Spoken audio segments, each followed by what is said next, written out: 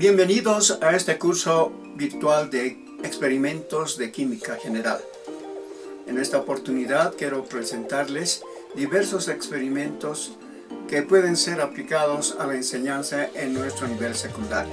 Soy el profesor Luis Carlos Lázaro, encargado de exponer estos experimentos que nuevamente espero que les sean de bastante utilidad en la enseñanza de la química.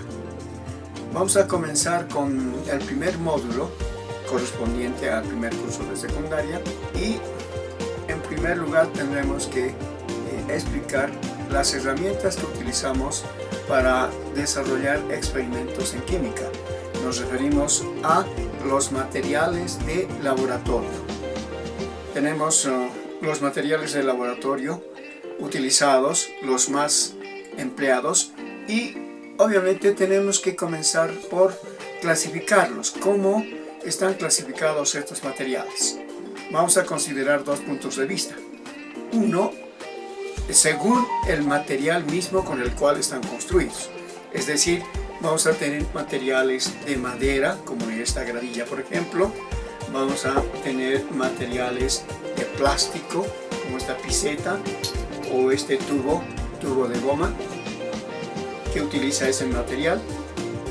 Luego tenemos materiales de metal, de hierro principalmente, como este trípode, como esta pinza y como este soporte universal. Observen entonces que están construidos íntegramente de hierro, de una mezcla de metales diversos que se utilizan para construir los materiales de laboratorio. Luego tenemos el más utilizado, los materiales de vidrio. Y tenemos que especificar que utilizamos dos tipos de materiales de vidrio Pyrex y de vidrio corriente. ¿Cuál es la diferencia entre estos dos? El vidrio Pyrex tiene la propiedad de poder resistir los cambios de temperatura bruscos. Resiste, es decir, no se rompe, no se deteriora, a diferencia del vidrio corriente, como el de la botella, por ejemplo. Una botella de cerveza, una botella de vidrio de refresco es de vidrio corriente. Si nosotros sumergimos este vidrio en agua caliente, corremos el riesgo de que se fracture. Es casi seguro que se va a romper, lo que no ocurre con un vidrio Pyrex. La mamadera, por ejemplo, que utilizan las mamás es de vidrio Pyrex. De esa manera tiene la oportunidad de poder graduar la temperatura de la leche. Sumerge en agua fría para poder lograr la temperatura adecuada. La leche está a veces muy caliente y sumergiendo en agua fría logra alcanzar la temperatura adecuada. Entonces esa mamadera es de vidrio Pyrex. Y lo mismo sucede con los materiales construidos para uso en laboratorio. Materiales de vidrio que por lo general son de Pyrex. Muy bien, entonces ya hemos hecho una clasificación de los materiales según su construcción y ahora vamos a presentar los materiales según el uso, la función que cumple en el laboratorio. Considerando ese punto de vista, vamos a tener materiales de uso general, aquellos que se utilizan en la mayoría de las pruebas químicas iniciales, materiales de uso general. Luego vamos a tener materiales volumétricos, aquellos que se utilizan para medir volúmenes exactos. Luego tendremos materiales de separación para justamente separar mezclas diversas, donde tenemos que utilizar estos materiales de separación. Seguidamente explicaremos los materiales de pesada. Donde medimos la masa, la cantidad de materia que vamos a utilizar. Tendremos finalmente los materiales de separación, para separar, como les decía, mezclas diversas, como por ejemplo agua del alcohol por destilación.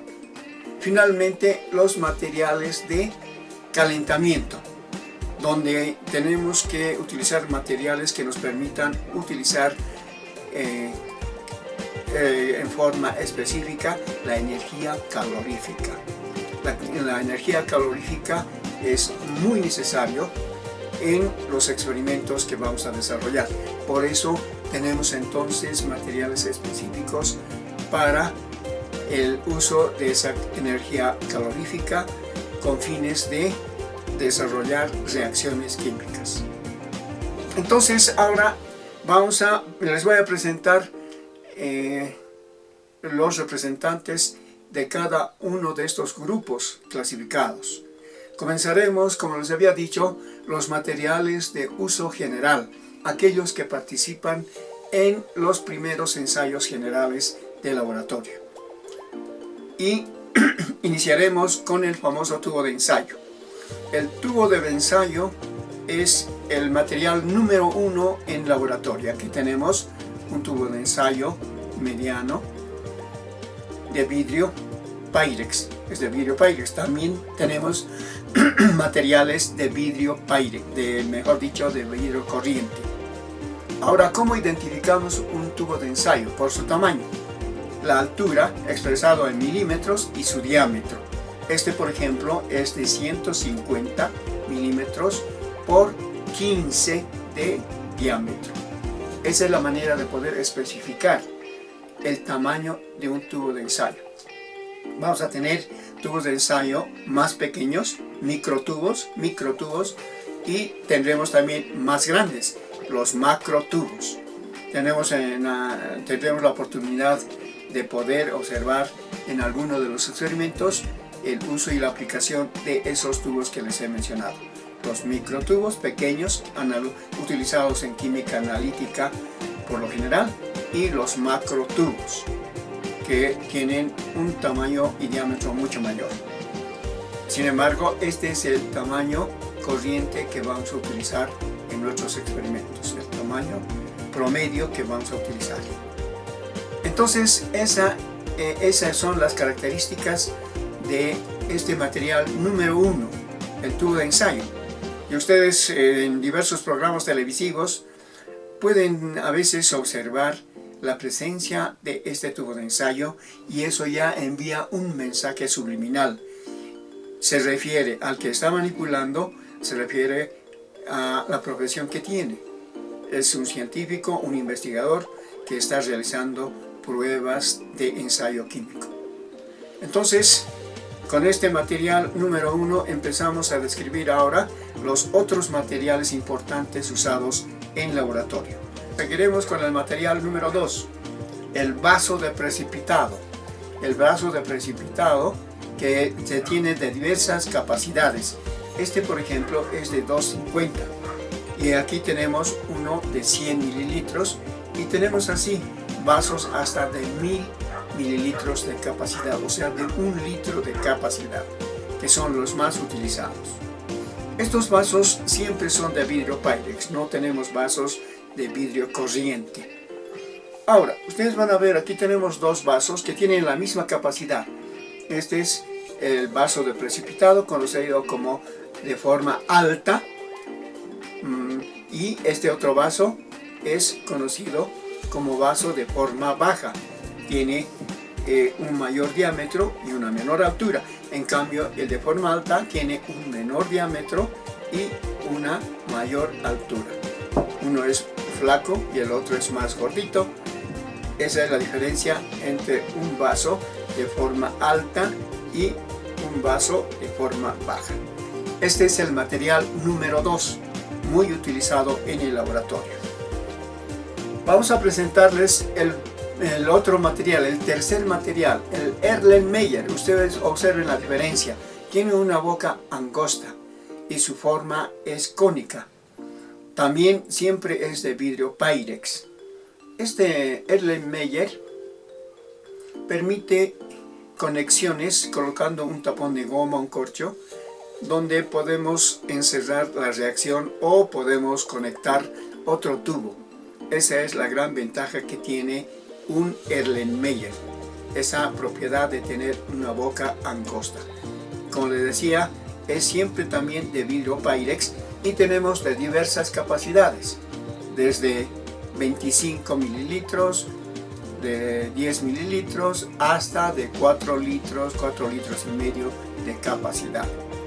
Igual es un material básico usado en laboratorio. Entonces les he presentado a los tres materiales fundamentales básicos que se utiliza en el laboratorio: el tubo de ensayo, el vaso de precipitado y el Erlenmeyer. Ahora les voy a presentar otros materiales también que sirven, que están considerados en el campo de materiales de uso general. Les voy a presentar la probeta, la famosa probeta, que existen de diversos tamaños también y nos sirve para realizar mediciones aproximadas, realizar inclusive también algunos ensayos químicos, y tiene una diversidad de funciones que puede cumplir una probeta. También tenemos de diversas capacidades, vuelvo a reiterarles, probetas de 10, 25, 50, 100, hasta de 1 litro de capacidad. Luego vamos a presentarles la piseta. La piseta vamos a utilizar cotidianamente en todos los experimentos y nos permite tener una reserva de agua. Tenemos aquí el agua como una sustancia inmediata para ser utilizada. El agua es el compuesto que más vamos a utilizar en nuestros ensayos químicos, tanto que en las reacciones como en la limpieza de los materiales de laboratorio. Vamos citando otros materiales de uso general. La gradilla, la famosa gradilla para poder sostener los tubos de ensayo. Tenemos gradillas metálicas, gradillas de madera y gradillas de plástico. La función que cumplen es la misma: sostener a los tubos de ensayo. Otro material muy importante es el cepillo de limpieza, el cepillo para el lavado de los materiales utilizados. Vamos a finalmente concluir esta primera serie de materiales de laboratorio con la famosa varilla, la varilla de vidrio, que permite facilitar la disolución de las sustancias. La varilla de vidrio también va a ser un material que lo vamos a utilizar en todos los experimentos que vamos a desarrollar. Esa sería la primera parte entonces de los materiales de uso general. Existen otros que poco a poco los vamos a ir conociendo. Estos materiales podemos en algún momento suplirlos con materiales de bajo costo, conocidos también como materiales caseros. A veces no tenemos la disponibilidad de tener acceso a estos materiales, sin embargo pueden ser sustituidos por otros materiales caseros. Pero en este siglo XXI ya casi todos los colegios se está tratando de equiparse con materiales de vidrio, materiales diversos que van a facilitar el desarrollo de las prácticas experimentales de química. Vamos a continuar con la serie de los materiales volumétricos. Y ahora les voy a presentar y describir los materiales volumétricos. Estos materiales son muy importantes en los experimentos que vamos a desarrollar. Pero previamente me había olvidado mostrarles la espátula en el anterior grupo de materiales de uso general. Esto es una espátula casera para poder manipular reactivos. No es conveniente utilizar las manos en la manipulación de los reactivos. Siempre debemos utilizar una espátula, aunque sea de este tipo, casera, cucharillitas de helado, que son muy útiles para poder manipular los reactivos. Ahora sí, empezaremos la descripción de los materiales de uso, mejor dicho, de los materiales volumétricos, que están diseñados exclusivamente para medir volúmenes exactos. Dentro del término químico, de la técnica química, decimos alícuota a un volumen medido en forma exacta. una alícuota de 25 mililitros, por ejemplo, significa que es un volumen medido con un material volumétrico. No estamos utilizando una probeta, por ejemplo, que mide el volumen, evidentemente, pero en forma aproximada. Un vaso de precipitado también tiene graduación, nos mide volúmenes aproximados, pero volúmenes medidos exactamente son usando materiales volumétricos. Entonces, tenemos que considerar a estos materiales como instrumentos de medición. Miden el volumen. Comenzaremos por la pipeta. Tenemos aquí la pipeta graduada. Vean, este es un cilindro alargado, conocido como pipeta graduada. Aprovecharé también la ocasión para poder indicarles que estos materiales volumétricos están graduados a una determinada temperatura. Esta temperatura es de 20 grados centígrados, que es la temperatura estándar a las cuales están graduados, por lo que no es recomendable medir líquidos o sustancias calientes ni frías. Bien, ahora sí, continuaremos. Entonces les decía, esta es la pipeta graduada. Una forma correcta de manejar es colocando el dedo índice en la parte superior. Esto permite facilitar la salida del líquido y es la forma correcta de manejar la pipeta graduada. Tenemos de diversas capacidades, es de 1 mililitro, 5 mililitros y este es de 10 mililitros. No son volúmenes grandes que miden, como verán ustedes. Entonces se llama así graduada porque tiene la graduación correspondiente. Nos indica el volumen que va midiendo. También se llama pipeta Moore, pipeta normal. Son dos diversos nombres que recibe este instrumento. Pipeta graduada, pipeta Moore, pipeta normal, son los nombres que le dan a este material volumétrico. Vamos a continuar con el segundo. Es otra pipeta, pero que tiene una diferencia fundamental. En la parte central tiene un bulbo que permite contener el líquido que se va a medir. La característica de esta pipeta es que mide un solo tipo de volumen. Por ejemplo, este es de 25 mililitros. Tenemos pipetas volumétricas de 10, de 5 hasta de 100 mililitros. Vuelvo a repetirles, este se caracteriza por tener un pequeño bulbo en la parte central. De igual manera, tenemos que manejarla de esta manera, colocando el dedo índice en la parte superior. No es conveniente medir de esta manera. La tendencia inicial que tienen los estudiantes es colocar el dedo pulgar en la parte superior. Eso no es correcto. Siempre el dedo índice en la parte superior. Entonces, la característica es que con este material medimos un volumen definido. En cambio, con la pipeta graduada podemos medir diversos tipos de volúmenes, 5, 3, 2, etc. Por eso es que está graduada. Finalmente vamos a citar a la famosa bureta. Es un cilindro alargado, como ustedes verán, y en la parte inferior presenta una llave de paso. Esta llave de paso permite controlar la salida del líquido.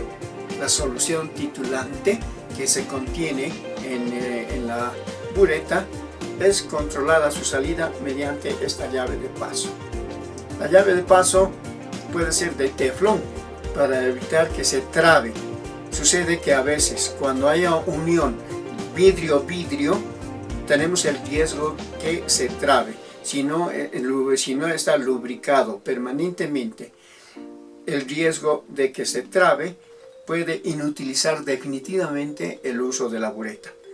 Por eso es que se ha presentado buretas con salidas de llave hechas de teflón que evita ese riesgo de trabarse uniéndose vidrio con vidrio.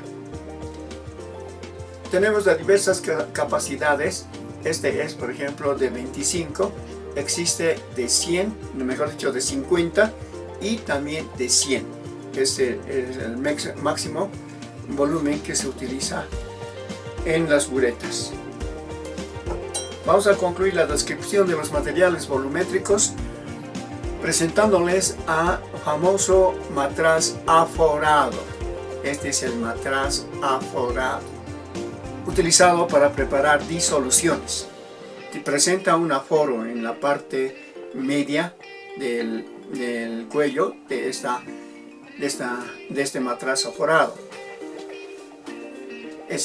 Entonces ese aforo marca el nivel máximo de este material. Por ejemplo, el que les estoy mostrando es de 250 mililitros. Tenemos más pequeños de 50, de 10, de 500 hasta de 1000 mililitros de capacidad. Como vuelvo a reiterarles, este material es útil para preparar disoluciones. Esos serían los materiales volumétricos, materiales muy utilizados en laboratorio y que en diversos experimentos vamos a emplear adecuadamente estos materiales descritos. Ahora vamos a describir los materiales de separación. El material de separación más importante es el embudo. Vean ustedes, aquí tenemos un embudo de vidrio, pero también nos es familiar usar embudos de plástico. Estos embudos tienen esa función de poder separar mezclas heterogéneas. Por ejemplo, una mezcla que contenga un sólido y un líquido, podemos separar utilizando un medio filtrante. El medio filtrante más utilizado es el papel filtro, que permite esa separación. Luego tenemos otros materiales de separación, son los famosos refrigerantes, que lo vamos a describir cuando empecemos el estudio de la química orgánica. Los refrigerantes son muy útiles para la separación de mezclas líquidas. Y ahora vamos a hablar de los materiales de calentamiento, aquellos que nos permiten manipular la energía química con fines de desarrollar una reacción. Vamos a comenzar describiendo las fuentes de energía calorífica. Vamos a empezar por el mechero de alcohol, muy utilizado en laboratorio. Un mechero podemos también hacerlo en forma casera, pero contiene el recipiente, el reservorio donde está el alcohol etílico y la mecha, que por lo general siempre es de algodón, la mecha de algodón. Tenemos que asegurarnos que el alcohol tenga como única salida a través de la mecha de algodón. Evitar que tenga salidas colaterales, laterales, caso contrario se convierte en una bomba cóctel. Eso hay que tratar de evitarlo. Se han producido diversos accidentes cuando no se tiene esa medida de seguridad. Nuevamente, les repito, tenemos que asegurarnos que la salida de alcohol tiene que ser exclusivamente a través de la mecha de algodón.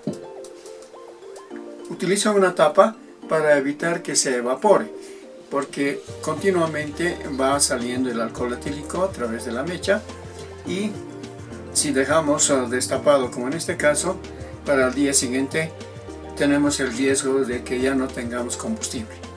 Entonces, si una vez utilizado, hay que vaciar el alcohol si no se tiene la tapa, para evitar que se evapore totalmente. Entonces la mecha, mejor dicho, la tapa de alcohol. Tener un fósforo o un encendedor siempre facilita el encendido del mechero de alcohol. Un segundo material considerado fuente de energía calorífica es el mechero Bunsen. Aquí tenemos, vean ustedes, el mechero Bunsen. Este mechero utiliza GLP o gas natural. Tenemos aquí las partes del mechero Bunsen. La base, donde está la llave de control de entrada del combustible. Aquí en la parte de la base, en este tipo de mechero, tenemos la llave que controla la entrada del gas. entrada del combustible, puede estar también aquí en la parte lateral. Luego tenemos el control de la entrada de aire, aquí en la parte lateral. Esta llave controla la entrada de aire. Entonces tenemos una interacción entre el combustible y el comburente, que en este caso es el oxígeno del aire, que ingresa por la parte lateral. Tenemos esta parte que es la chimenea, donde asciende ya la mezcla. Aquí se produce la primera interacción entre el combustible y el comburente. El combustible y el comburente. Esa mezcla asciende a través de la chimenea y aquí ya tenemos la segunda interacción. En la parte superior puede presentar una mariposa que tiene el propósito de uniformizar la salida de la forma de la llama. Entonces tenemos, esta es la mariposa, observen, que se puede desarmar. El objetivo, vuelvo a repetirles, de esta mariposa es uniformizar la forma de la llama, que tenga una mejor distribución sobre el objeto que estamos calentando. Y esta también se puede desarmar. Esta es la chimenea, el tubo, donde ustedes pueden ver, este es el regulador de la entrada de aire, para que ingrese el aire y asciende a través de la chimenea, de este tubo. Entonces esta es llave, controla la entrada de aire. Primera interacción entre el oxígeno y el combustible, y aquí ya la combustión misma, segunda interacción entre el combustible y el comburente. Y aquí tenemos la micronización de la salida del combustible, un pequeño pitón por donde sale el combustible micronizado y se mezcla con el aire, con el oxígeno del aire. Lo vamos a armar, ya lo conocen ustedes entonces, las partes fundamentales de un mechero Bunsen, diseñado justamente por Robert Bunsen, un científico alemán, y nos permite obtener mayor poder calorífico. La temperatura que alcanza este mechero al combustionarse es de alrededor de 500 grados centígrados. Utilizando este mechero Bunsen logramos duplicar la temperatura. Tenemos una temperatura de 1000 grados centígrados. Estamos hablando de valores redondeados. 500 grados, 1000 grados centígrados. Entonces esa es la diferencia entre estas dos fuentes de energía calorífica muy utilizadas en el laboratorio. Una tercera fuente de energía calorífica es obviamente las famosas hornillas eléctricas, que nos permite acceder a una fuente de calor en forma inmediata sin necesidad de usar un combustible. Utilizamos en este caso energía eléctrica que se convierte en energía calorífica mediante el uso de esas resistencias. Son las fuentes de energía más utilizadas en laboratorio. Vamos a continuar describiendo los materiales de calentamiento. Les presento a la cápsula y al crisol. Vean ustedes la diferencia entre estos dos materiales. Cápsula, esta es una cápsula de porcelana, y también podemos utilizar una cápsula, vamos a utilizar nosotros cápsulas caseras, esta cápsula de arcilla. Las cápsulas permiten el desarrollo de reacciones exotérmicas, aquellas que generan calor, o endotérmicas, aquellas que necesitan calor. Podemos calentar esta cápsula y tiene la cualidad de poder resistir alrededor de 500 grados centígrados, una cápsula. En cambio, un crisol tiene la propiedad de resistir por encima de 500 grados centígrados, 1000 grados, 2000, 3000 grados centígrados se puede desarrollar en un crisol. Este es un crisol de porcelana. Tenemos crisoles de diversos materiales, crisoles de vidrio, crisoles de níquel, de hierro, etc. Donde vuelvo a decirles, reiterarles, que tenemos la posibilidad de desarrollar reacciones a altas temperaturas. En cambio, en una cápsula ese procedimiento está restringido. Además, vean ustedes la diferencia, la boca ancha de una cápsula con la boca angosta de un crisol. Entonces, ya les he explicado la diferencia entre estos dos materiales y los crisoles entonces tienen esa posibilidad, según el material con los que está hecho, de desarrollar reacciones a altas temperaturas. En un centro de fundición, por ejemplo, tenemos el uso de crisoles de diverso tamaño y de diverso material. Continuaremos con la explicación de los materiales de calentamiento. Veremos las pinzas de madera que nos permite sostener tubos de ensayo. Aquí tenemos un tubo de ensayo. Queremos hacer un calentamiento suave, ligero, con un mechero de cal.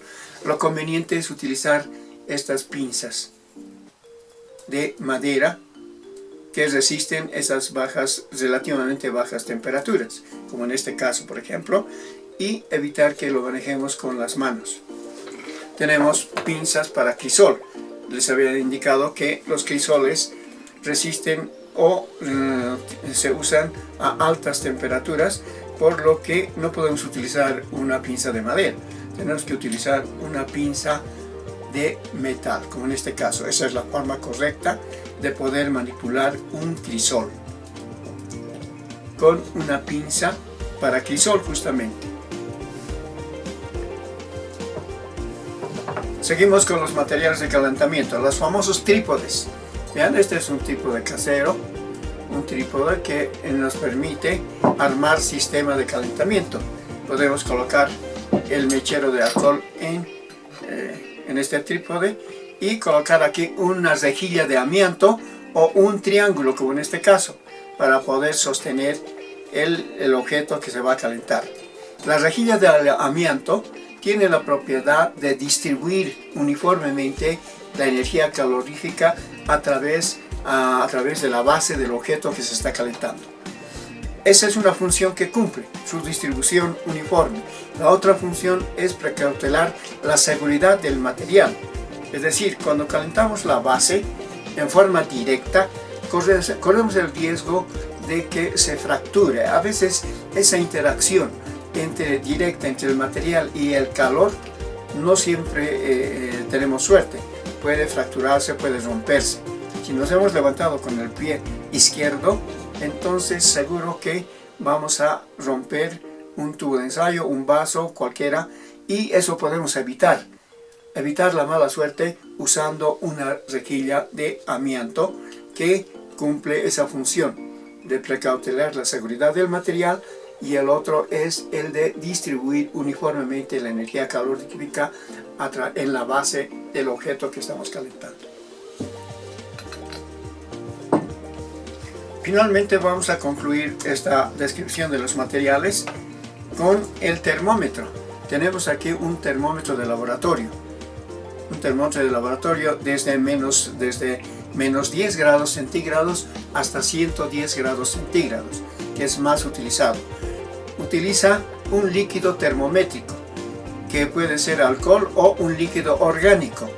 Como el mercurio es bastante contaminante, no es recomendable utilizar termómetros de mercurio en los laboratorios escolares, por lo que se recomienda adquirir termómetros que utilicen líquidos orgánicos, como en este caso, que parece alcohol coloreado, pero es un líquido orgánico que permite justamente cumplir la función que hace el mercurio. Pero siempre en el laboratorio no tenemos el riesgo de que se rompa al estar armando un sistema de calentamiento, se rompa el termómetro, y para evitar la contaminación entonces del laboratorio por los vapores de mercurio, es que se utiliza este otro tipo de líquido termométrico, que es lo más recomendable. Entonces tenemos este termómetro que tiene un bulbo en la parte superior conectado a un a otro tubito delgado, llevado capilar, tubo capilar, que permite el ascenso del tubo termométrico, del líquido termométrico, con la acción de la energía calorífica. El tubo asciende y desciende según pueda sentir el valor de la energía calorífica que se está midiendo. La escala más utilizada son los grados centígrados. Esa es la escala en el sistema SI. Y aquí, por ejemplo, está marcando 24 grados centígrados. No lo podemos observar, pero medimos, podemos visualizar, y con este color mismo del líquido termométrico es fácil de visualizar la temperatura que alcanza un sistema. Muy bien, entonces ahora ya hemos descrito la mayoría, casi la totalidad de los materiales de laboratorio, y vamos a continuar finalmente con los materiales de pesada. En los materiales de pesada vamos a hablar de las balanzas. Y ahora vamos a concluir esta explicación y presentación de los materiales de laboratorio mencionando los materiales de pesada. A este grupo de materiales de pesada justamente pertenece el instrumento más importante, que es la balanza. La balanza y las pesas.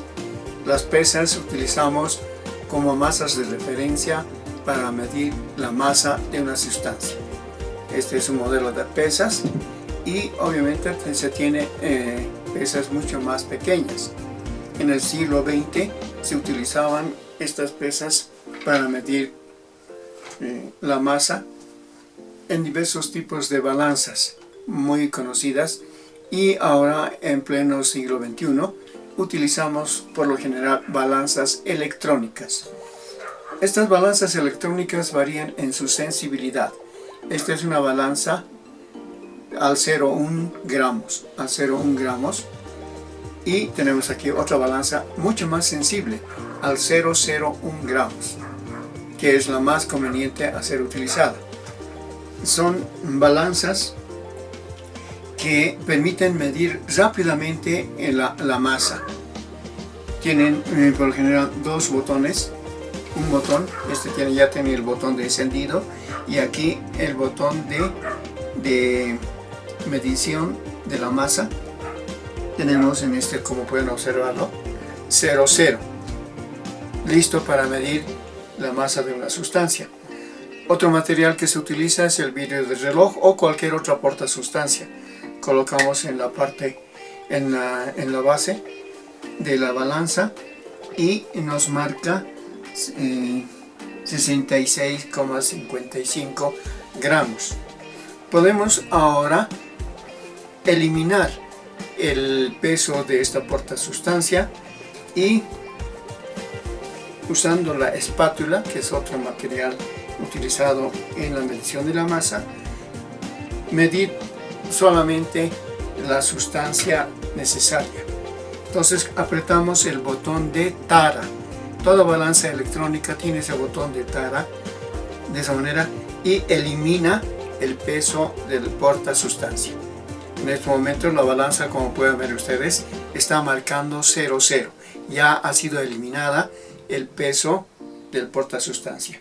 De tal manera que colocamos ahora la masa del reactivo, mejor dicho, colocamos la cantidad de reactivo que marca exactamente, estamos marcando 0,25 gramos.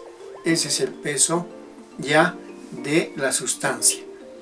Entonces, muy fácil de utilizar una balanza electrónica, y además el tiempo que se empleaba antes usando las balanzas a base de pesas, se tardaba bastante en medir la masa, y actualmente mediante estas balanzas electrónicas se puede medir en forma inmediata la masa de un reactivo. Antes de concluir la descripción de todos los materiales, quiero complementar mencionando el famoso mortero para poder pulverizar. La granulometría de los reactivos es muy importante en las reacciones químicas. Entonces esto estaría dentro de los materiales de uso general. Los morteros con su pilón, el pilón que permite la trituración de una sustancia sólida de tal manera que podamos tener de una granulometría fina el reactivo a utilizarse. Este es un mortero de porcelana que cumple esa función de poder pulverizar, de tener un reactivo de una granulometría mucho más fina. Luego también tenemos que mencionar el soporte universal, un material muy utilizado para armar diversos tipos de sistemas químicos. Observen, aquí podemos colocar esta pinza en este soporte universal. Podemos colocar un aro, podemos colocar un portabureta, diversos tipos de materiales secundarios que pueden ser armados utilizando este soporte universal. Son dos materiales que los vamos a incluir en los materiales de uso general. De esa manera entonces hemos descrito la mayor cantidad de materiales utilizados en el laboratorio. Conforme vayamos avanzando en los experimentos, vamos a ir usando otros materiales que en su oportunidad los vamos a describir.